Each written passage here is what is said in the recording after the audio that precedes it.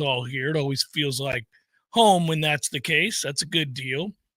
Boy, did Florida State beat the bejesus out of Florida last night in baseball. That was not a competitive contest. It felt like Florida needed to approach the fans in Jacksonville that made the trip over to watch their beloved Gators and give them their money back. A paltry 3 hits for the University of Florida last night against this Florida State pitching staff. 3 hits by the mighty Gators, one of which was clearly a little wind-aided home run that probably shouldn't have counted if you believe the SEC announcers as far as cheap hits go. But, hey, they'll have to take it because it was one of only 3 hits that they had. Meanwhile, Florida State didn't leave any doubt about who's the vastly superior offensive lineup. That's been the case all year. Florida State's offensive lineup much better than Florida's. And they humiliated Florida last night. It was not a baseball game that was for the faint of heart. If you wanted to see something competitive, I hope you didn't tune into that game.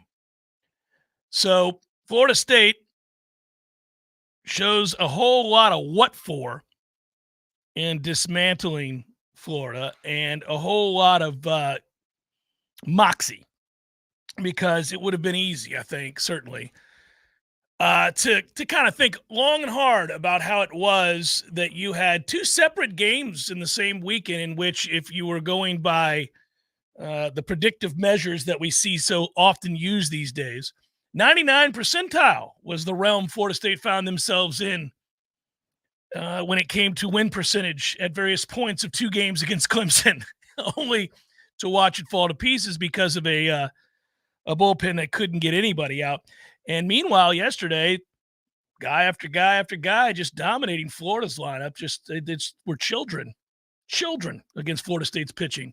So that is a nice bounce back. It is fun to think about this offense and how it's going to play this year.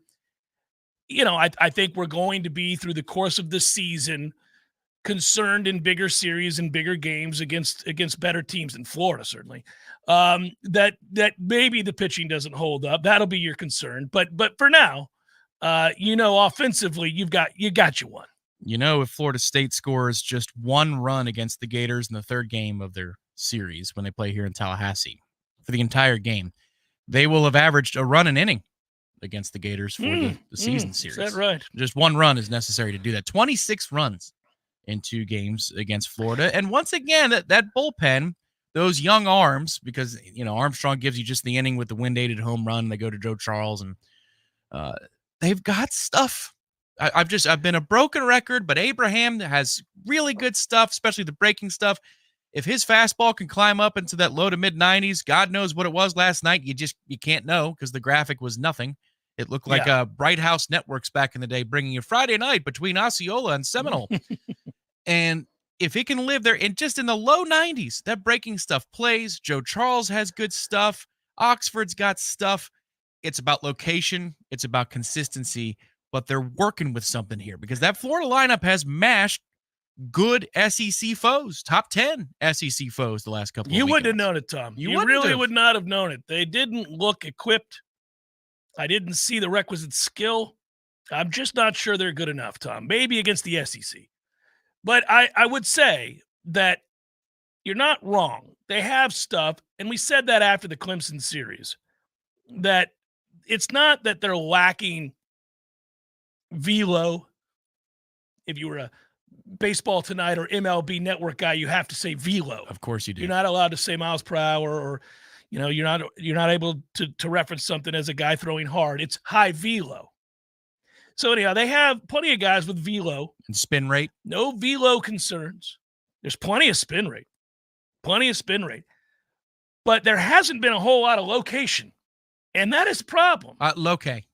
There's not a whole lot of locate. My man can't locate, guys. So the thing of it is, it's like playing with your buddy that can hit it 300 plus, and he hits it out of bounds and then comments on how far he hit it. It gets frustrating. You're like, that's great. It doesn't do you any good to hit a ball a mile OB. And so the stuff is, it's better than not having it. It's better than not being able to do it, but it doesn't help you much if you can't locate your pitches. And so they located last night, and they got swings and misses, and they pitched well. And it's just, and they continue to hit. I mean, look, this lineup is going to hit, period. We're done here. They are going to hit. It is something to behold. They can really hit. Ferrell's a nice player. Yeah.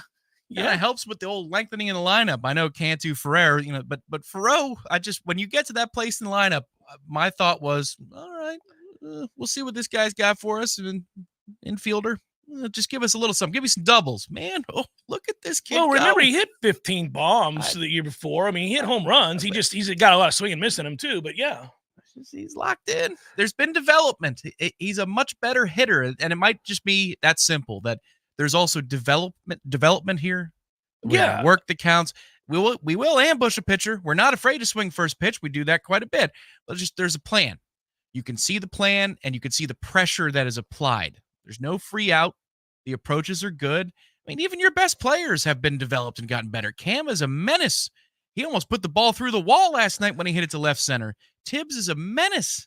Yeah, Tibbs has always been a great hitter. He was a great hitter last year, great hitter the year before. Tibbs is a freak, and he was going to play for a long time because his bat stays in the zone forever, and it's just effortless, and it's fun to watch. And obviously, Smith is going to be a star and is a star in college baseball. And listen, this is the fun part. You know some things that you have. Last year, there was a whole lot of, I don't see anything that's any good at all. Like, that was the hard part about a year ago, is that you couldn't latch on to something. I think as a fan, as a loyal fan, let's just say you're not a bandwagoner and you just support Florida State across the board because you went to school there, or you're just a big fan, whatever you are. Okay, so you're talking to reasonable people who are going to stick by their squad game to game. They're not going to flip-flop and all of that. Okay, well, those people, no matter how loyal they are, need a reason to watch, need a reason to say, okay, do I have hope? Hope springs eternal. We want to latch on to something. Okay, I'm a Pirates fan. I can tell you a lot. Tomorrow's opening day. As a Pirates fan for a good many years, I've known that we're not very good. We're not very good. But there's usually an element of the team that is going to lead to something that I think, okay, well, if we're better here, you can tie that in the following year. We got this coming up from the minors. So let's see. And then I'll watch to see if this other area that has been bad is being developed and getting better, right? Last year's baseball team, you could not hang your hat on anything. They couldn't run the bases. They couldn't pitch. They didn't hit well. They didn't pick up the ball. There was no reason to watch them other than you love them. But, man, that's tough. That's visiting your brother in prison. You know, I love you, but you're doing 30. What are we going to talk about? Well, instead, you know what Link was? He was Tom Cruise in The Firm. He found a way to get him out. His brother is on that plane. He's out of the country. He plays Ed Harris. Ed Harris in this case is maybe the FBI, yeah. or he's Sully, who's had to enlist the help of how many pitchers in our two games? Like 14, 15 pitchers for Florida? 14. I mean, I don't think I'm exaggerating. I think it might have gotten to that number, 14 or 15 pitchers for Florida in these two games. Little Ed Harris. That is Sully.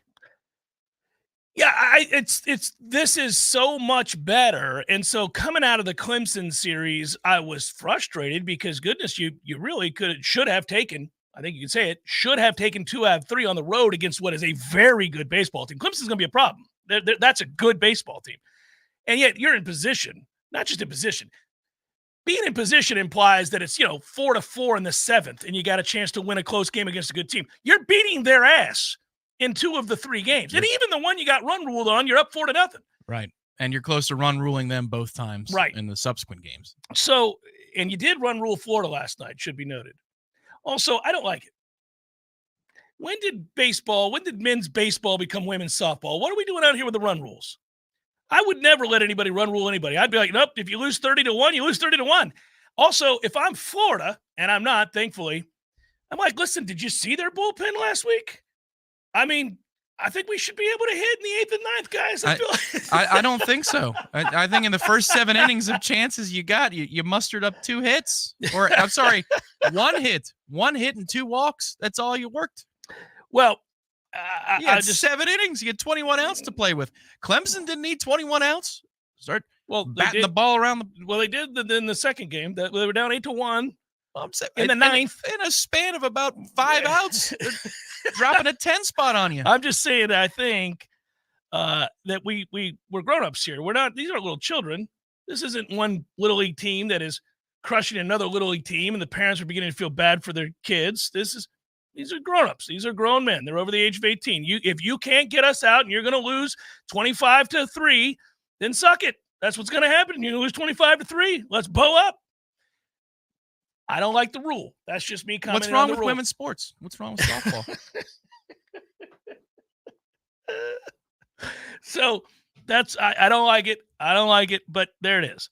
I did like the result last night. In all seriousness, it is remarkable to be able to bounce back in that manner. And you saw the quote. I mean, bless his heart. You could almost hear the pain in his heart in the quote. The response of those guys in the dugout that went through an agonizing 3-game series and an 8-hour bus ride home to jump back on that bus, roll in here the way we felt. I cannot say enough about their response and delivery of a great performance today. Our response was as good a response as I've ever seen any team that I've ever coached. Link Jarrett, quote unquote. It's an awesome quote. He's coached some good teams, too. Oh, yes. And he's been the coach of the year for those teams, and he's been part of turnarounds. And also, this is it's a window into psychology, discipline, honesty. Coaches are always balancing those things. You know, the psychology of how you want to manage a team, push their buttons, what discipline you must have as a manager, how honest you want to be with the media. I like this. I like this conversation. Let's have it. He's chosen to be honest in this situation, and he's chosen to pat them on the back. Well, let's have the conversation, because I thought about it after they left Clemson. I thought, what way do you go? Do you deliver more blows to a beleaguered, battered team after the Saturday second game Sunday result? I'll tell you what, guys, I wish I could have picked up a bat. Would have been like the old days, getting the box against my bullpen. But, like, how would you have delivered a stern but understanding message after what happened in those 2 games? Because that's surreal. You just don't see that. I've been covering this Florida State baseball program and going to games before that for a very long time. A very, very long time. A very, very long time. I don't ever remember 2 games like that where we were on the wrong end of a 99 percentile win percentage, if you want to look at it that way, in back-to-back games. And you basically, it felt like, Ira said it yesterday, a fait accompli. They were up 11-2, and I'm texting buddies going, we got to score 6 more runs. I don't feel good. I don't feel good about this.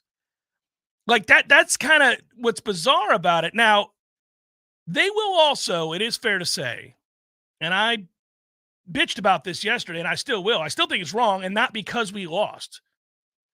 I actually said I felt bad for Clemson fans. That is as weird and effed up an environment as you're going to play in. You're not going to play any place weirder than that. The incessant, all that nonsense over and over and over again, that's not going to happen again. There's nobody else that's going to do it, because nobody else would put up with it, because it's insane and wrong. But I don't think we handled that well. And I got to tell you, I don't think I would have either. They're not playing that in Omaha, buddy. And we're going to find out that they're not playing that in Omaha. Let's go, guys. I hope. Let's hit our way to Omaha. Well, you know, your boy's got a certain wager preseason. Speaking of which, here you go, right at the break. I'll give them to you today. This is all I could get around to. I'll have more than this in my personal life, but I've been winning money for you guys lately. So here you go. Steven Yeager, top 20 in the Houston Open. Tom Hoagie, top 20. We'll see. He's feast or famine. Sahith Theegala, top 20. Zalatoris, top 20. Those are wagers I have on the books. So I've just been – You're early. I've just been – well, I forget sometimes when we got a busy show. We've got to react to yesterday's practice that you were at. I was at as well. I also want to talk about the NFL had some massive changes take place yesterday. The vast majority of them are good. This is very rare that I say this, but there are quite a few things. Some of it got lost in the weeds because of the kickoff rule change that everybody wants to talk about, which we will talk about. But there are other things that happened where I went, yes, that's about damn time. That 12th man power play is going to be nuts. So we'll get into those NFL things. And then I want to circle back on a couple of things. There's There's more funny stuff. The Ohtani stuff is just the gift that keeps on giving. I'm with your early prediction, like the inferred sort of ominous projection of somebody losing their life. I think this is there's that. Yeah. Well, and they have the energy of one of my favorite absurd moments in television, which was, what did you say your name was? Oh, that's correct. Who did you say is investigating this matter? That's correct. Yes, we've enlisted the help of authorities. Yes, which authorities? Yes. Yes, we did indeed. We did. It's the Jeff Cameron Show, 93.3 Real Talk Radio, Warchant TV. Indulge in the authentic Korean way of grilling right at your table at the all-new Chow One Korean Steakhouse in Tallahassee. All-you-can-eat succulent beef, chicken, pork, and an amazing selection of fresh vegetables and homemade sauces crafted with all-natural ingredients in a luxurious upscale dining environment. Chow One Korean Steakhouse. Experience the ultimate fusion of flavor and fun in Tallahassee. Enjoy happy hour from 4 to 7 daily. Located at 1107 Appalachia Parkway, just east of the Capitol Building. Have you been injured on Interstate 10? I'm Jimmy Fasig of Fasig Brooks Law Offices. We've partnered with RoadProof to access all interstate traffic cameras along I-10 from Pensacola to Jacksonville. Let us help you get the proof you need to stand up for yourself and get fair compensation for your injuries. Call us today and let us secure the proof you need to come back stronger. Fasig Brooks, 850-777-7777. Offices Destin, Tallahassee, and Jacksonville. This is Patty Wilson. Oh, I'm sorry. We're ready. He's recording. Why are you always saying your last name? It's Patty and Scott. Everybody knows that. Patty and Scott. I don't know. This is Patty Wilson. What this is? I am Patty Wilson. What is the idea behind said promo? It's for Patty's Playhouse. We're on Patty's Playhouse Saturdays at 11. Tune in. That's stupid.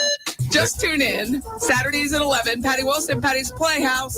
House talk with a happy ending. Each and every time. You've heard about the thousands of patients finally getting relief from chronic joint pain thanks to QC Kinetics non-invasive treatments. And here's one who was determined to avoid surgery. Meet Vicky. The orthopedic surgeon said, well, you're going to need knee replacement sooner rather than later. I kept hearing commercials about QC Kinetics and thought, well, I'm going to check them out first. QC Kinetics has treated over 20,000 patients like Vicky around the country. People who were told they needed surgery but chose a more natural, less invasive approach that uses regenerative treatments to help heal and restore painful joints with no downtime. If QC Kinetics had not been what I expected, I would have gone through with the surgery, but I got so much relief, am now pretty much pain-free that I don't have to have the surgery. Before going under the knife, you need to check out QC Kinetics. The consultation is free. Call today. Call QC Kinetics, 850-391-4280. That's 850-391-4280. 850-391-4280.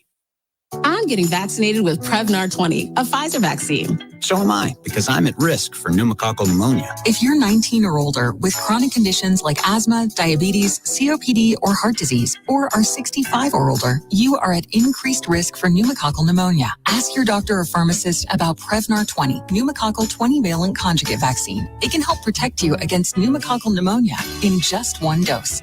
Even if you've already been vaccinated with other pneumonia vaccines, Prevnar 20 may help provide added protection. Prevnar 20 is approved for adults to help prevent infections from 20 strains of the bacteria that cause pneumococcal pneumonia. Continued approval may depend on a supportive study. Don't get Prevnar 20 if you've had a severe allergic reaction to the vaccine or its ingredients. Adults with weakened immune systems may have a lower response to the vaccine. Side effects include pain and swelling at the injection site, fatigue, headache, muscle, and joint pain. For full prescribing information, please call 1-855-213-2138 or visit Prevnar20.com.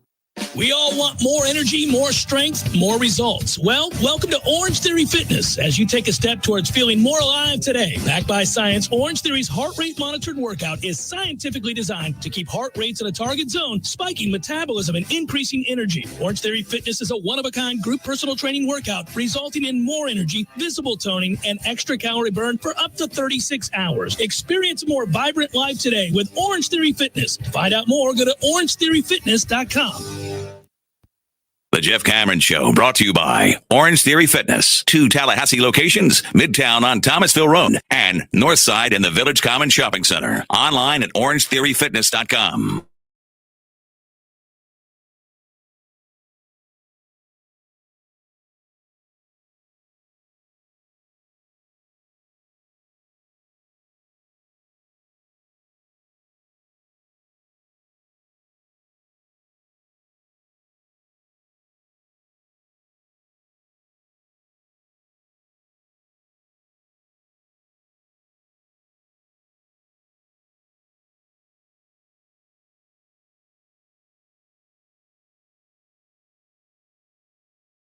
scored subsequently, and the result and response from a Florida State baseball team that needed to do it. If you're listening on 93.3, as always, thank you. If you're in the chat, hello, good to see everybody. Don't forget, if you're a victim of an auto accident, our live chat sponsor is Heisen Legal Law Firm. They're dedicated to representing injured clients statewide. If you've been in an accident, call Heisen Legal Law Firm at 813-803-0733 for free consultation. No cost to you unless they win. Your interests come first with Heisen Legal Law Firm, the name you can trust for justice. Call 813-803-0733. You can visit HeisenLegalLawFirm.com. Heisen Legal Law Firm, I can say it. Your advocate in times of need. Offices, Tampa. All right. So who is the guy that your first practice, I want your first impression. I've told everybody my impression every day. I'm going to tell them again my day. But what'd you like? What'd you like? So I broke it up. It's on the website, too, for Warchant subscribers. I broke it down in little sections about first impressions, who I saw, then the reps, and then the drills, but just walking through as they're playing the Warchant and going through their stretches. The first thing that made me smile was 13 Sione Lolohea, and the reason is I thought personally in tour of duty photos and early videos, I thought, okay, I don't know if he's large enough to play, at the level that some of his predecessors have here at Florida State. Then I see him in person, I go, oh yeah, that's going to work. Like that, he's fine. This is nice. So that was number one. After the stretching was done, I took a look at some of the freshmen just to get a sense of their size, walked down to the defensive line. That's where we chatted for a little bit in the IPF. And Marvin Jones Jr. reminds me of the way I felt when I saw Jermaine Johnson the first time, when I saw Daryl Jackson the first time. Yeah, horses. Yeah, it's just dudes. It's a different caliber of what you're working with. And later in practice, he was very impressive. There was a particular move. I can't describe what it is. They get mad with technicalities. But let's just say in a one-on-one drill against the starting tackle for Florida State, I saw something very impressive out of Marvin Jones. It's amazing how smooth he is at that size, how much he can really move. And that was impressive. So those are the first two things. I mean, there's so much. Like you guys have talked about, there is so much in this roster. So I could go on for 20 minutes, but we can just trade back and forth and talk. Well, and let me do this. I'm going to introduce somebody else to the conversation that you didn't get a chance to talk to, but I talked to a high school football coach in Georgia who was there yesterday, and I won't name names, but he was there visiting. A lot of high school coaches are at these practices. I think most college football teams do this, meaning they are an open door to these guys, especially if they're at places you're recruiting. It makes sense to invite all these folks in, and they get passes and come and they get to watch a practice. But he came over to me and was he's a listener of the show and nice guy. And we were just observationally looking out there, just talking about the talent. And I asked him how long he'd been coming to practice. Is he like, well, since Mike got here, I've been coming each year. I said, well, good. It'd be good to get your impression. You coach the game and your thoughts. And he said, they're just so much more talented. It just continues to be amazing to watch. They just are so much more talented going back just 2 years. And I think that is the overall impression you're describing here, is that you don't want to get carried away because you understand that this is spring football and it's practice 4. So you're trying not to get crazy and talk about them as if they are about to win the national title. There's a lot of football to be played, and a lot of things can happen between now and the first game of the year over in Ireland. But you do recognize just basic stuff, base level observations, just cursory glance sort of observations, just a lot of speed, a lot of talent, a lot of depth. And so you get excited. I mean, if you talk about any team and you describe them, I don't care if this is the NFL, college, high school, hey, they got a lot of depth, they got a lot of speed, and a lot of talent. Okay, that'll work. Yeah, that's the thing here is, just looking at the depth chart and looking at the coverage that we do, which is great. And that's not just me saying it because I'm an employee, like as somebody who is 1,000 miles north of here, and looking for something. Right. And covering this thing very closely, putting my hands on, in the dirt, so to speak, as we cover stuff. I could see that we have more capable, high-level, power 2 type players. You could see that, but then you get out there and it really crystallizes that I don't know how much top flight, award-winning, finalist type players are going to have individually in terms of stats and production. But there is no doubt in my mind after walking off of that practice field yesterday that it's the most grown-up looking roster we've ever had. It's the most grown-up looking roster Mike Norvell's ever had. And it's funny, after the first practice every year, I have a phone call with my wife, usually because I was living here. It's like, hey, I got to stop by the store, whatever, go pick up something. And it's, what do you think? And every camp I've said to this point that I believe this team is better than last year, or they were better than spring and fall, or whatever. They're better. They're better. Year over year. Yeah.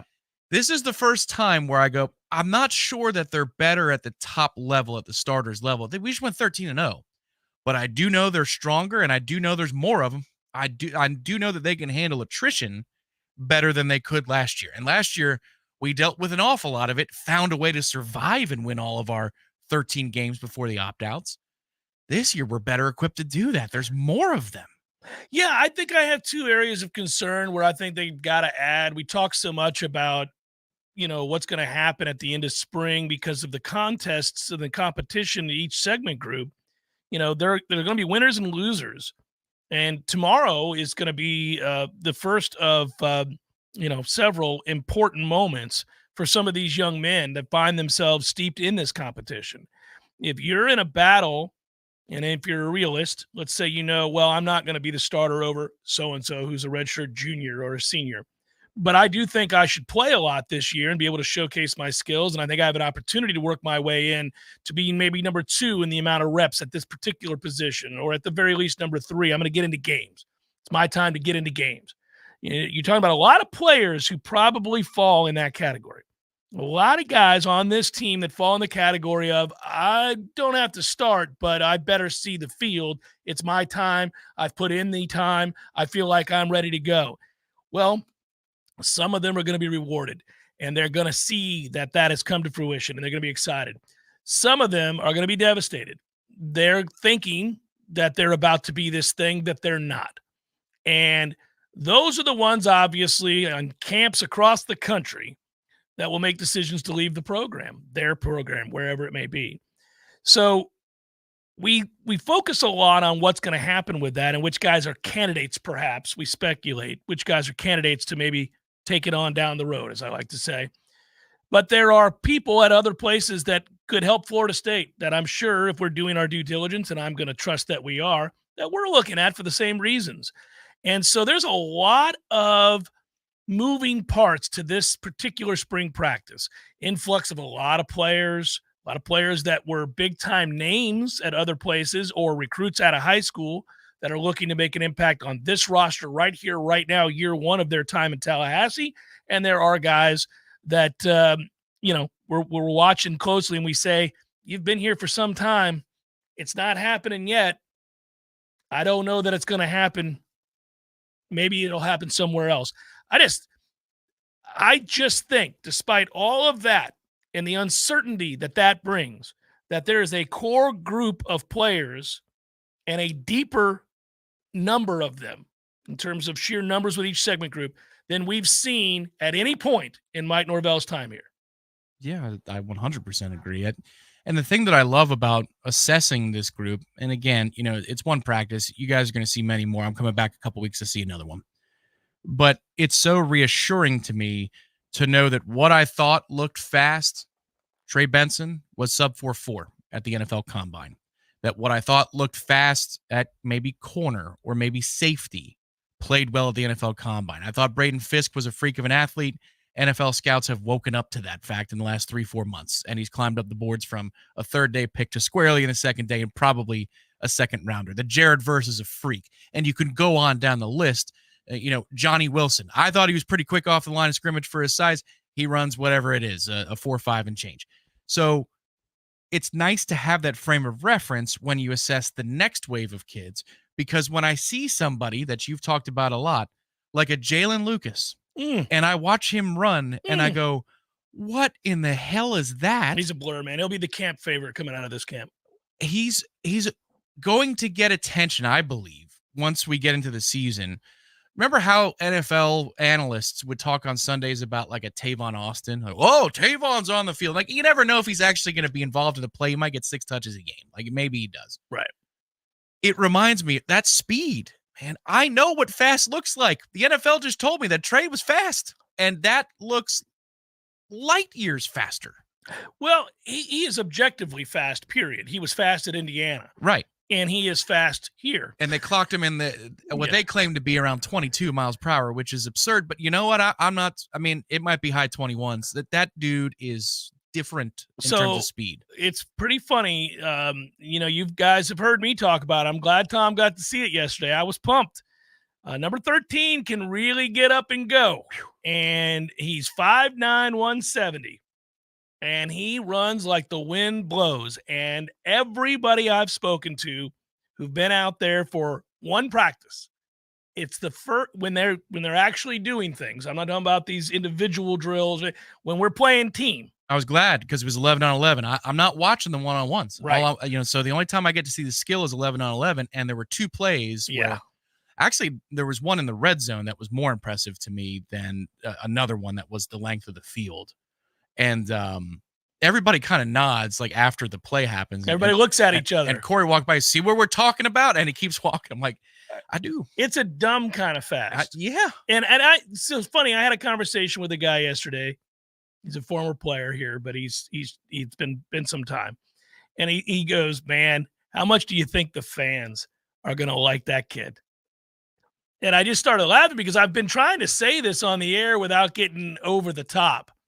Folks, Jaylen Lucas is kind of the star of this camp. I'm just telling you right now. It's been because I think it's a perfect combination.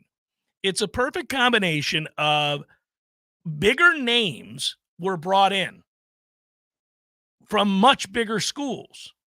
So whether you're an Alabama kid or a kid that was the number 1 JUCO player in the country, or you're, a 4-year, you're a starting quarterback that's played a ton of big-time college football, all of these guys overshadowed a Jaylen Lucas. He was just kind of like, oh, cool, they got a special teams guy.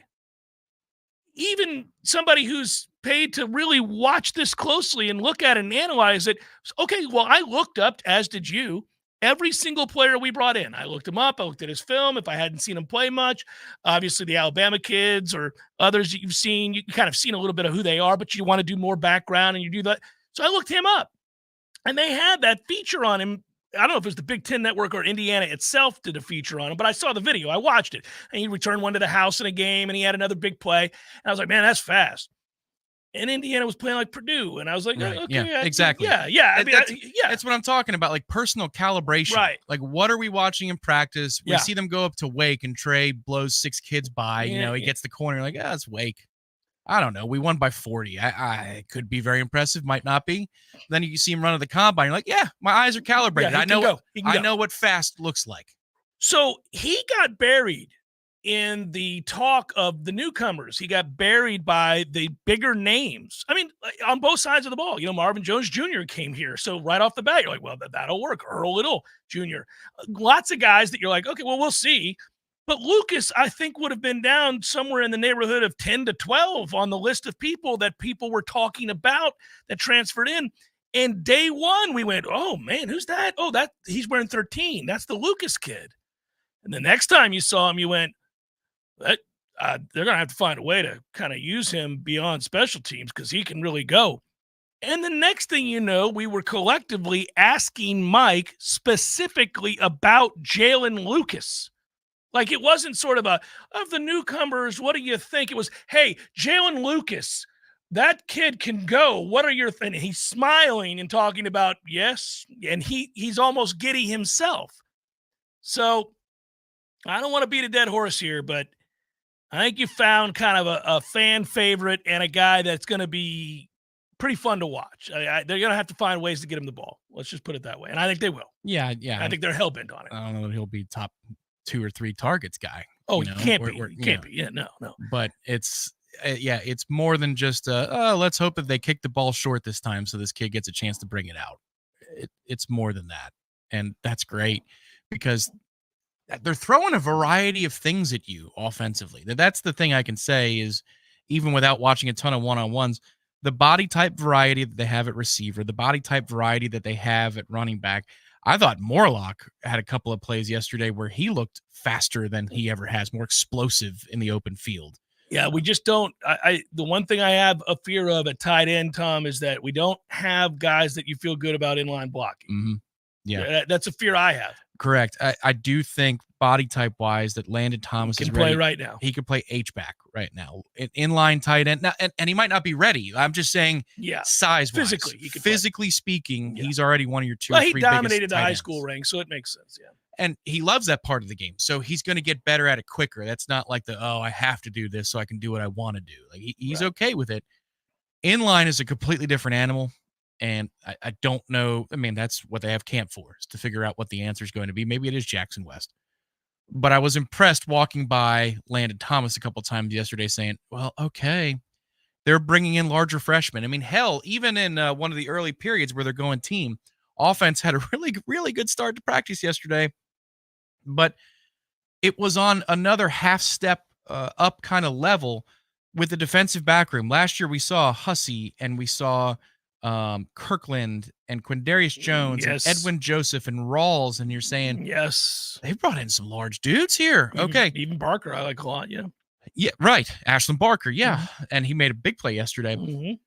But now this year with Lester and Bates, and I know Track is doing some things too. You know, he's an early enrollee, but those specifically, those two guys lined up on the same side of the field for a play went, oh my God, like these guys are legit 6'1.5", 6'2". These are large humans. Don't know if they're going to be ready this year, but we are doing better at bringing in those types of players as high schoolers.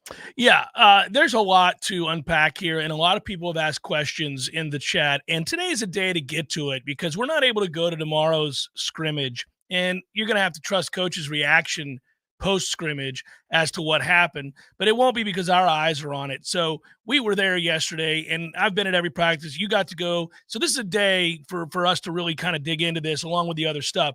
And I want to comment on some people that they asked about in the chat and give my assessment here. Again, I could be wrong, but I feel pretty good about what I'm seeing right now in certain areas, and a couple areas that I have concerns, and a couple of still unknowns, yet to be seen type stuff. So we'll comment on it next. Jeff Cameron Show, 93.3 Real Talk Radio, Warchant TV. Your local news now. Attention, Florida. Are you a victim of an auto accident? We introduce our live chat sponsor, Hyson Lika Law Firm, dedicated to representing injured clients statewide. If you've been in an accident, call Hyson Lika Law Firm at 813-803-0733 for a free consultation. Remember, there's no cost to you unless they win. Your interests come first with Hyson Lika Law Firm, the name you can trust for justice. Call 813-803-0733 now or visit HysonLikaLawFirm.com. Hyson Lika Law Firm, your advocate in times of need. Sitting nearby. The man's family identified him as 18-year-old Sean Aladian Cooper Jr. Cooper turned 18 just 2 weeks before the shooting. The teen suspect ran from the scene shortly after the incident, and Cooper's body was found by officers moments later. The teen is being charged with manslaughter. This is Rachel Anae with your Real Talk 93.3 Local News Update, brought to you by Macklemore Systems, Tallahassee's go-to Mac store. Check them out online at MacklemoreSystems.com. This is meteorologist Paul Trombley with your Real Talk 93.3 weather update. A flood watch continues until 2 a.m. tomorrow morning. Cloudy skies expected this afternoon with a chance of thunderstorms. Highs level off around 74. North winds 8 to 15 miles per hour. Thunderstorms likely tonight. Lows dip down to about 54. Cloudy sky expected. This report is brought to you by the Lawn Johns. For all your landscaping and lawn care needs, visit thelawnjohns.com. Currently, it's 68 degrees. Did you know metal roofs' survivability far exceeds that of traditional shingle roofs? It's time to consider a metal roof from Metal Roofing Sales of Tallahassee. We provide the best quality, least expensive material and accessories in the area, as well as material pickup and delivery. Our painted panels qualify for the City of Tallahassee's low-interest Energy Star loan program also. And don't forget about our veteran law enforcement discount. Give Metal Roofing Sales a call today at 536-9123, 536-9123. So everybody knows, Eddie, that you are a spectacular cook. Of course they know that. If they go into Bumpers, the food is always good. I mean, everything on the menu. Mm-hmm. Everything at Gordo's is delicious. I always, of course, get the bungalow chungla, as I call it. The Bonko Lechong, Jeff. Is that what is the pork? The Bonko Lechong, Jeff. Okay, the bungalow chungla. It's delicious. All of these things, all the items, everything you do, a master cook. But, sir, I would ask you, what is a skill that you possess that you're particularly proud of that nobody would know and that you could share with us here? Growing hair, Jeff. Growing hair. You're an asshole. Gordo's, bringing the flavor and flair of Cuban food to Tallahassee since 1996.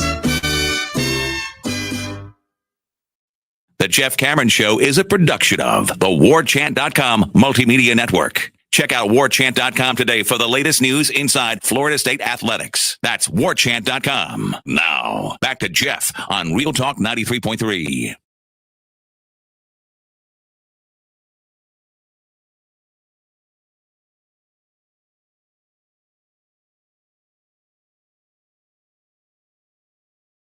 We're locked up. Doesn't make any sense. Can people hear us? Are we on the air? Is this thing on? Pinch a Penny is willing to come get your old, broken down ass, beat up hot tub. It's not something you want to have to deal with. You've been wanting to unload it while getting a new one, but you can't pick that thing up, and your buddies don't want to help out, and it's, potentially a hazard. Get it hauled away by Pinch a Penny. They'll give you some money for it while they come and get it and haul it away and get you a new one, and you'll save a bunch. It's the best way to do it. Pinch a Penny Pools and Spas. If you're ready to relax, go see them today off of Greer Street and say, hey, man, I want a new hot tub, but can you come get this sorry, old, beat-up, withering away hot tub that I have at my house? And they'll say, we will. We'll do it. It's a good thing. On Twitter, it's at Jay Cameron Show. Okay, so we were talking players, and I want to be able to continue to talk players here because a couple people have asked about a couple different guys. One of them, I believe, where is it? I'm losing track of my people here. Sorry about that, everybody. We had a question about McCoy, I think it was. Yeah, 15. How's 15 playing? Yeah, he's fun. And Lane McCoy is a kid out of Miami Central, and I'm watching him practice going, well, golly, how pissed are Miami fans going to be when this kid is lighting their ass up in a couple of years? Because he's really talented, and he's off to a great start at Florida State. So, listen, this is at the deep room, very deep room, but he makes an impression every practice. So I find that fascinating because, again, didn't see a whole lot of Lane McCoy in 11-on-11 work. I was looking at the trenches. He had a couple of big plays yesterday. There was a moment in the return game. It was a nondescript play. And we could be an open book about this. I was getting concerned. I know you were heavily concerned that yesterday's practice was turning into a very light day. Well, I was concerned for you because Thursday's the scrimmage, so I thought, man, he's not going to see anything because we had a stretch there where they were taking it easy. They were, and they were working on, and that's also code for special teams for you. Well, take it on down the road, boys. Right. Take it on down the road with all that special teams. And around period 12, period 13, they dialed it up. I shouldn't say it. The middle of practice, they dialed it up, and then the back half of practice was, they got after it. Oh, yeah, everybody was exhausted by the end of practice, and it was great. My hand was tired. I was writing so many notes, but there was a play in the special teams return portion where there was a move that McCoy made where it opens your eyes that's a true freshman. You say, wow. Oh boy, that if you're capable of doing that as a 17/18-year-old, I look forward to seeing your development. Yeah, and there have been a few players that are in their first camp here that have made an impression. I would say a lot of the young players have already made an impression at various points. You were talking about Landon Thomas a moment ago. He's had a couple of moments so far in camp. Jamari Howard is a kid that had moments in the camp so far. There's just been dudes that when you're sitting around every once in a while, you look up and you're like, who's that? Oh, that's the new kid. Oh, he looks good. And I'm talking about the freshmen. I'm talking about like the true freshmen. You don't expect them to play. You got to understand that most of them, some might, most of them won't play.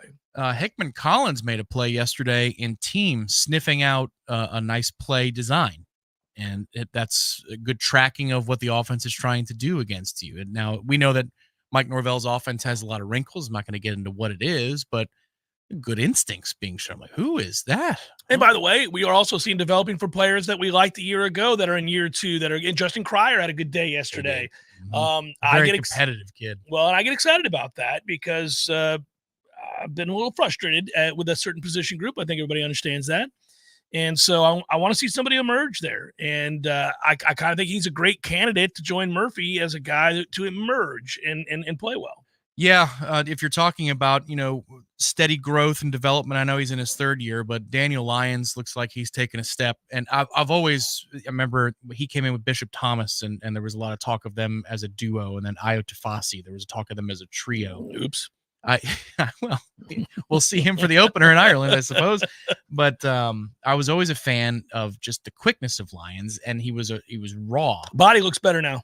And it's growing together. Everything is working in concert now. There was a play yesterday where he just drove an offensive lineman straight back, and it was a veteran. And that is only something you can do when your technique meets what you're doing in the weight room, meets you not being a teenager anymore, getting into your 20s. So we were asked about a couple of guys, including an area where I'm really interested. Number 90 comes to us from Colorado State. And I'm going to tell you that I think, and it's an easy thing to do, because they hit a home run and then some with Braden Fisk. When you grab a kid from a school that's not a big brand name, that isn't, traditional power, and you bring him in here at the end of his career, he's a redshirt junior, actually. He's a redshirt junior, but he's been around, he's been playing football. And so you kind of think, oh, well, all right, kid's worked his way up and now he gets a chance here. Let's see what he does. And we were, I thought we were cautious even with Braden Fisk, but yeah, because he couldn't play in the spring. He wore the green jersey, and he worked hard, but he couldn't get into the trenches and hit. Yeah, if he could play football as fast as he runs, he's going to be a good player. I believe that was the take at the time because we knew he could run. Well, I will say this. I thought it to be a great sign that he was as athletic as he was at that size. We both commented on that somebody nearly 300 pounds does not need to be able to run that fast. It's terrifying, but he could. And so we thought, okay, we'll see how violent he is, how strong he is. That's a war of attrition in the trenches, and you've had an injury history. Let's see what you are. And then he was a beast. I mean, first day, and all his fellow defensive linemen liked him right away. They all thought he had that dog in him, and he was tough to deal with. And we saw it first time in pads and went, oh, okay, Braden Fisk is going to add something to this football team beyond depth. He's going to be a dude. He's going to be a guy. I don't think Grady Kelly is that. My assessment of Grady Kelly is he's another big body that will be in the rotation. I don't think he's an impact player. I don't think he's going to change games. Braden Fisk did. Braden Fisk did in game 1 against LSU. You're not going to see, in my opinion, that kind of an impact from Grady Kelly. I don't think he's that player. I don't think he's close to that player. That's my assessment. Now, that is not to be implied, inferred in any way that he's useless, that he's a bum. People like to read between the lines with things that I say, and sometimes I leave breadcrumbs intentionally. That's correct. Yes, but I'm not doing that here. I'm trying to be a realist. I'm trying to be honest about this. Ooh, piece of candy. Ooh, piece of candy. Yeah. No, and I get it. I have to be careful with the way I state things, but I'm not in any way implying to you that Grady Kelly is really not going to impact the games. I'm just telling you that he is not Braden Fisk, and he's not even close. From what I've seen, one practice, it's like you have an actor come in and read 3 lines. You're like, you're rubbish. You're never going to make it. You don't want to do that. No. I think he's more developed in his base, needs to hit the gym, the upper half. Braden Fisk came in here as a mean, lean, a horse. And somebody who carried 300 pounds like is nothing. Mm-hmm. That's not Kelly. It's a different body type. I think he's more of a plugger than he is. Oh, yeah. A penetrator as opposed to, disruptive playmaker. playmaker. Yeah. I want to see what happens with the summer in the gym. I'd like to see, before making any assessment on what he can be. He had a couple of plays yesterday quicker than I thought he would be, because again, if you're just looking at, it's like looking at Lucas Simmons on the offensive line. Lucas has a ways to go in the upper body side of development. He's getting there. It's better than it was in the fall, But I mean, he already came in here with a ready-made trunk to be able to set and block He has as a certain tackle. gifts too that other players don't Right. have, that length and everything It's else. genetics. Yeah, It's all that kind of stuff. But I mean, if you're saying where is he developed, lower half, where does he need help, upper half? Like, Grady is a large dude. Like he'll be tough to uproot and get out of the way. Let's see what he can do with Josh Storms for a summer. Yeah, so far, I think this is probably the best way for me to describe Grady Kelly. I would tell you, Grady Kelly makes me happy that Daniel Lyons is getting better. And I think that's kind of... That sounds like those breadcrumbs again, my man. I'm happy that Daniel Lyons is taking the step that he is. Hour number 2, forthcoming. It's Jeff Cameron Show, 93.3 Real Talk Radio, Warchant TV.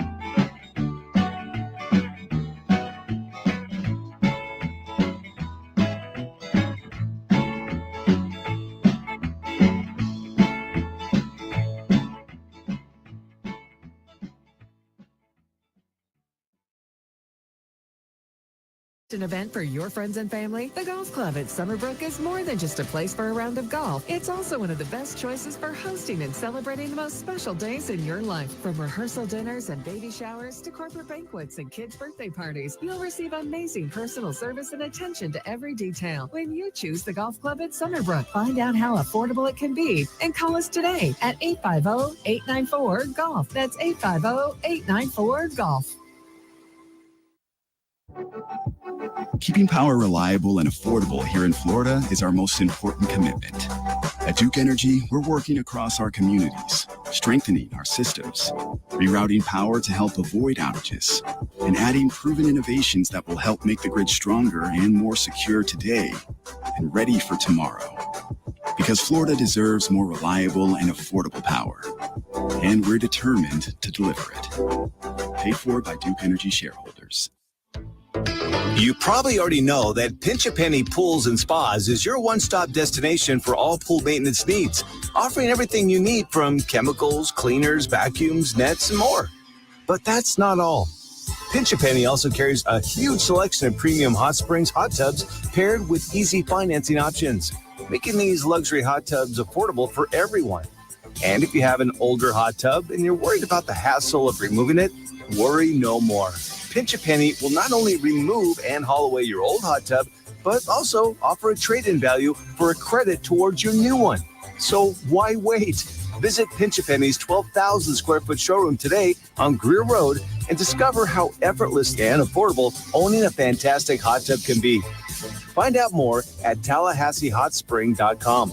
That's TallahasseeHotSpring.com.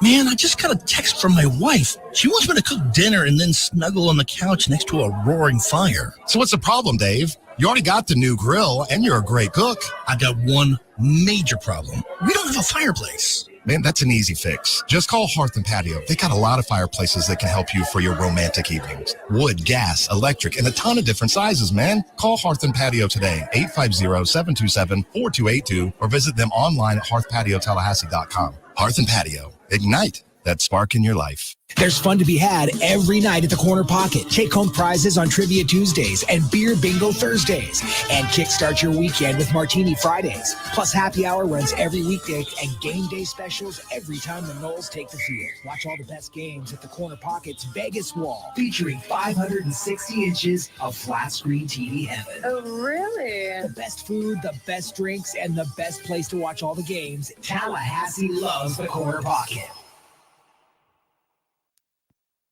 Coming up next, more of the Jeff Cameron Show. Live and local on Real Talk 93.3 WVFT. Greta, Tallahassee. This is Brett Musburger's Action Update. Get insights into the sports betting market with VSiN's betting splits. See where the money is and keep updated on how the market is reacting. Only at VSIN.com. Now, here are the latest lines from my guys in the desert. The Orlando Magic host Steph Curry and the Golden State Warriors tonight. For the Magic, they had won 5 straight games before losing to the Sacramento Kings Saturday night. Paolo Banchero leads the Magic in both points scored and assists. They head into this game as 5.5-point favorites. The over-under is set at 217.5 points. The NCAA Tournament Sweet 16 for both the men and women feature all the one seeds still alive in the tournament. On the men's side, in a rematch of last year's final, Connecticut are 11.5-point favorites over San Diego State. North Carolina is favored by 4.5 over Alabama. Purdue takes on Gonzaga as 5.5-point favorites, and Houston is favored by 4.5 over Duke. With your VSiN Action Update, I'm Ron Culver on Tallahassee's Real Talk station, Real Talk 93.3. Your friendly neighborhood bar and grill just got a whole lot closer to home. You can now order delicious Smitty's Tap House and Grill for delivery directly to your doorstep. Just visit Smitty'sTapHouse.com, click the Order Online button, and choose pickup or delivery. Enjoy Smitty's famous handmade pretzel with beer cheese, juicy pub burger, or even the amazing schnitzel sandwich, delivered fresh right to your doorstep. Support local and order online today for takeout or delivery at Smitty'sTapHouse.com, where everybody knows his name. A cup of Joe, Java, Brew, Go-Go Beans, Brainwater, Liquid Lightning, Wakey Juice, whatever you call your cup of coffee, you're missing out if it's not Grassroots Coffee. At grassrootscoffee.com, you'll find an easy way to order the best roasted coffee beans available. It's very simple. Choose the blend you want and how you want it ground, and the bag you receive will have the date your beans were roasted and packaged on it, all written by hand and signed by the roastmaster himself. You'll know that's as fresh as it gets. You can get Grassroots outside of your house also at some of your favorite restaurants in town. Next time you're out to eat, try asking for Grassroots Coffee by name, because there's a good chance they will have it for you. And if you own a business, Grassroots Coffee has options to stock your break rooms with all the productivity powder your team needs. Plus, like some other options that you'll find at work, Grassroots Coffee actually is a part of our community. Hit grassrootscoffee.com today and get yourself a treat. Some locally owned, locally roasted, and locally loved Grassroots Coffee. We all want more energy, more strength, more results. Well, welcome to Orange Theory Fitness as you take a step towards feeling more alive today. Backed by science, Orange Theory's heart rate monitored workout is scientifically designed to keep heart rates in a target zone, spiking metabolism and increasing energy. Orange Theory Fitness is a one-of-a-kind group personal training workout resulting in more energy, visible toning, and extra calorie burn for up to 36 hours. Experience a more vibrant life today with Orange Theory Fitness. To find out more, go to orangetheoryfitness.com. I'll never forget that moment. As long as I live. My first call-up ever as a member of the National Guard. When we got to the armory, they briefed us on the wildfires. They were getting dangerously close to homes. Helicopters were going out to drop water on the fires. Guys in the unit were preparing for firefighting with local fire crews. At that moment, I got my first taste of just how important the Guard is to my community. See how the Guard can be an important part of your life at nationalguard.com. Sponsored by the Florida National Guard. Aired by the Florida Association of Broadcasters and this station. Real Talk fact number 44. Banging your head against the wall for 1 hour burns 150 calories. This is Real Talk 93.3, Tallahassee's Real Talk station. This is Brian Kilmeade, and I'm excited to be on the air in the capital city. Be sure to tune into my show. I'll be giving you all the latest news, information, and the truth you demand. The Brian Kilmeade Show is live from 9 till noon, right here on Real Talk 93.3.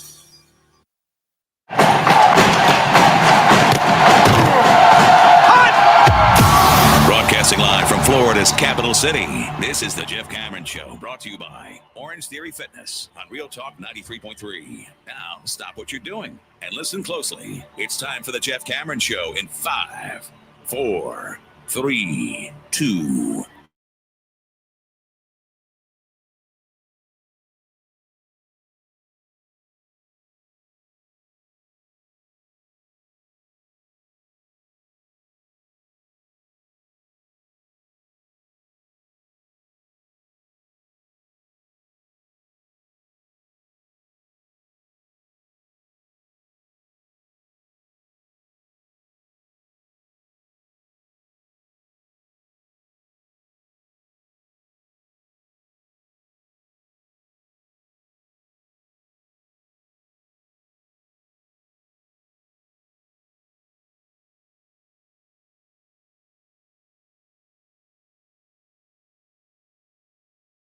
That was a beatdown. Talked about it in the first hour. Of course, we did. Nice response. All serious, all jokes aside, all the Schadenfreude aside. Those announcers, holy moly. Here's the thing. I get it. Sometimes they incorporate the hometown radio announcers or television announcers and then use the feed, or something like that for these broadcasts midweek. But I think, and I'm fairly certain this is true, they're informed ahead of time that that's going to be the case. And they usually, most professional broadcasters attempt to then play it straight as best they can. There might be a quip here or there that lets you know which side of the fence they're leaning on and who they're rooting for. But for the most part, they know in that situation, this is being broadcast at large. So we should probably try to be a little bit more down the middle. Weren't going to get that last night. And so that's why it was all the more fun to watch the beating take place and get worse as the game went on, and then have to hear him have to describe said ass kicking. I never made it to the audio portion of the broadcast. Good for you, buddy. Be happy you didn't. So as actually thanks to Warchant subscribers, after practice was over, I walked from where I was to the hotel, sat down, got some dinner, opened up the laptop, had a nice little workstation, very nice workstation. And in the thread, it says, good luck with the audio from tonight's broadcast. These guys are ridiculous. Oh, yeah, they were absurd. And so I just said, you know what? Not going to bother. Intentional slides, too. Things like instead of saying garnet, calling it red. Those kinds of things. Like just being pithy. Well, I mean, if I had to cover Sully every game for the year, I'd be just generally mad too, because I'm sure that's a real pleasure. It's a joy, right? Yeah, just make sure you don't have your wife around him. But that's one of those. I'm gonna leave that one alone. That's a toughie. Even if he won't. So I am surprised, Tom. I'm in favor of it. I really, really, really, really, really, really am glad that the NFL changed the kickoff rule. And I like it. It's stolen from the useless XFL whatever league, but that was like the one thing I liked from that league. I was like, that's a good idea because you're going to incorporate kick returns again. They haven't mattered. They haven't been a factor in the game of football since the new rules. So now they will. Now they will matter, and I like it. If you know what I'm talking about, they've changed it to almost very specifically the rule from, I think it was the XFL, right, or one of the other leagues. Yeah. And so there's none of this running down nonsense anymore. You're right across from each other 5 yards. Nobody can move till the guy catches the ball, and then it's go time. And that'll incorporate elite-level athleticism and ability from returners again. Yeah, and touchbacks are frowned upon. Now, if you've got an elite dude, you do the math on it, you kick it in the end zone, and they get the ball at the 30, and you say, that's good enough. Yeah, I'll take it. Yeah. We're up by 3 scores in the second half. I'm going to give them the 5 yards. I do not care. But in most circumstances, you will not. Coaches care way too much about those 5 yards between the 20 and the 25, I find, or the 25 and the 30. So I don't think they're going to kick it through the end zone very often. Like, for example, how many opportunities have we taken, especially when we were kind of down, with the special teams game? It's like it worked last year. We got much better at it. There was a growth period where we're taking flags left and right. Yes. First and 10 at the 12. Struggling. Or we don't block it up. Tackled, first and 10 at the 17. It's like the 25's a great place, my man. I appreciate big picture stuff here for a second. How many times have fans talked about the need for certain rules changes in whatever sport they love? The most recent example of this, obviously, is Major League Baseball. And there were aspects of Major League Baseball that was making the game worse, Tom. And we were having this conversation on the regular. The games are taking too long. The shift is killing the game. And there were a lot of factors. We talked about bullpens and the use of bullpens. And then baseball up and did something that was very un-baseball-like. They broke tradition completely and went, we're going to speed it up and revolutionize the game. We're going to make games timely again. We're going to enforce old rules that we weren't enforcing. And we're even going to incorporate a clock. You're going to get that pitch in. We're going. And batters stop stepping out. Let's go. And it worked.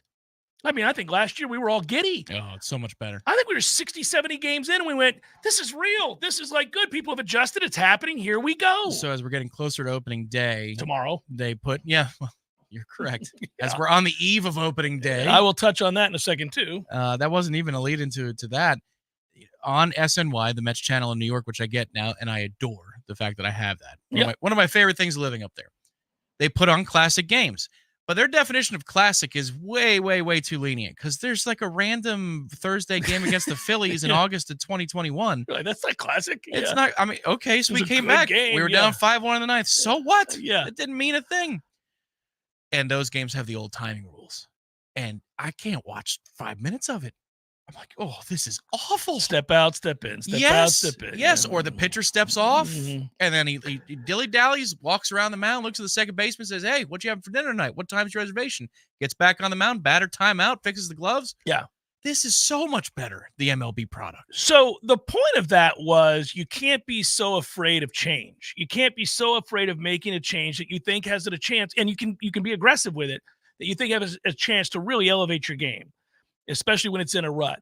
And the NFL's had a few things in the last couple of years that we've really bitched about. I'm going to get to the other ones too, and it's going to make you happy because it did not get a lot of news yesterday. What got a lot of news yesterday was the NFL owners voting 29-3 to adopt the new kickoff rule. That got a lot of news.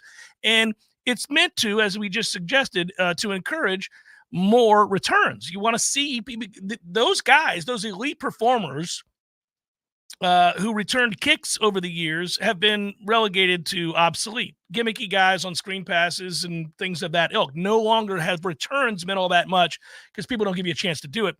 The kicker is still going to kick from the 35-yard line. That part has not changed, but the teammates will line up receiving team's 40-yard line, 5 yards away from the return team's blockers. That's what we were talking about. It's going to be right up there against it.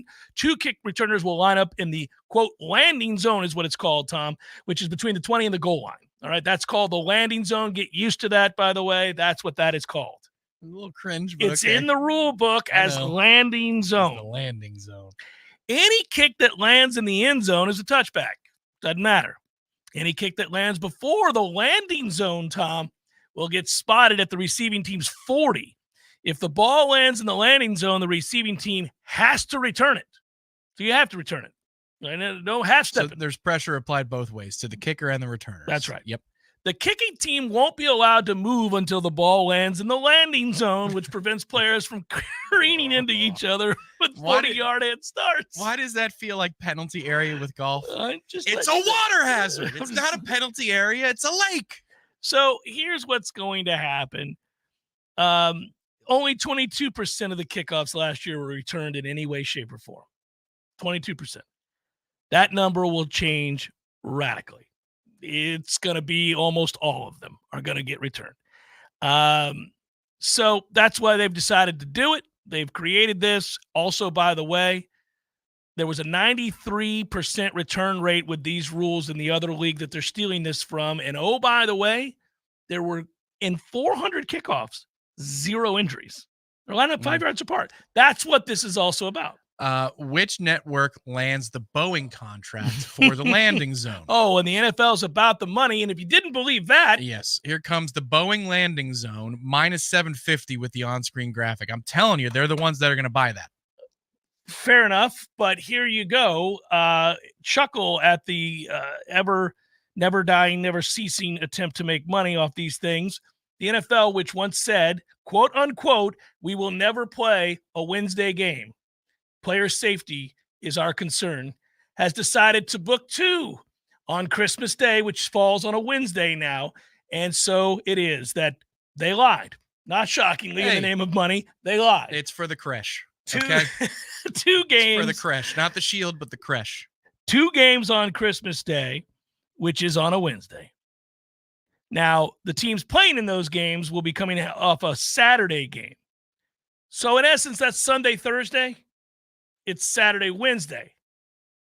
Yeah. The NFL will play a game on any day of the week if it so chooses, and you'll like it. They will. And if you're the NBA, you go, come on, man. Right. This was our day. And this is, only in the playoff hunt where you're going to be having a quick turnaround for the playoff hunt. I truly believe that those matchups on Christmas Day on the short week are going to feature juggernaut against a team they don't think is going to be very good. Well, there's a rumor one's going to be Philadelphia and Cleveland. That's already kind of rumored to be out there. Well, so that's a good game, actually.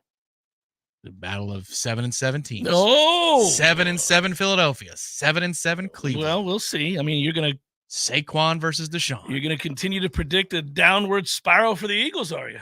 Yeah.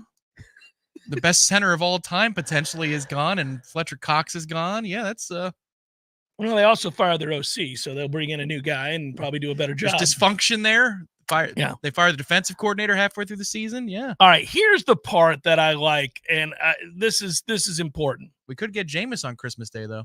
They are going to provide for these old, sad sap, crickety, can't get in position to see the play, don't know what I'm looking at, been told to emphasize a certain call this way, refs with replay for roughing the passer. It is now reviewable in addition to sideline hits. And they needed to do this. They needed to do this because they put such an emphasis on not touching the quarterback. Everything became a penalty for said touching the quarterback. And how do you expect these old dudes who are looking at a million things at one time to really guess right about whether or not the body weight tackle was in fact what we just witnessed? You see it all the time. They're like, oh, that's body weight. No, it's not. Where else was he supposed to go? And they're going to do it on these sideline plays where we've seen in college repeatedly, but it happens in the pros too. People just jump around because the guy got hit near the sideline. Now they're going back quickly saying, no, if his foot's in bounds, blow his ass up, as you should. Quickly is a hopeful term. No, I think they'll do it quickly. I think, Tom, honestly, they made a mockery. I've been hurt before with this stuff. They've made a mockery with the quarterback situation. You know, how many times did I talk about this last year? Every time, every instance in which a quarterback got touched, and it was even anywhere close to late, anywhere close to being a body weight tackle, anywhere close to being up around the head, anywhere close to being anywhere around the knee, whether they were pushed into the player or not, whether this was all part of the act, it didn't matter. They just all threw the flags every time. And they would just outright make things up regarding this. And so I think you had to go to the replay here because in my mind, there were factors in the games that were being determined solely by officiating that strike at the heart of the competitive balance. I believe the sideline hit replay has a chance. That should take 2 seconds. Are you in bounds or are you out of bounds? If you're in bounds and they hit you, it's legal. Peace. It has a chance to take a short period of time. Roughing the passer, you might think it's going to wipe roughing the passers off. I wonder if they're going to stop the game to see if roughing the passer occurred and tack one on.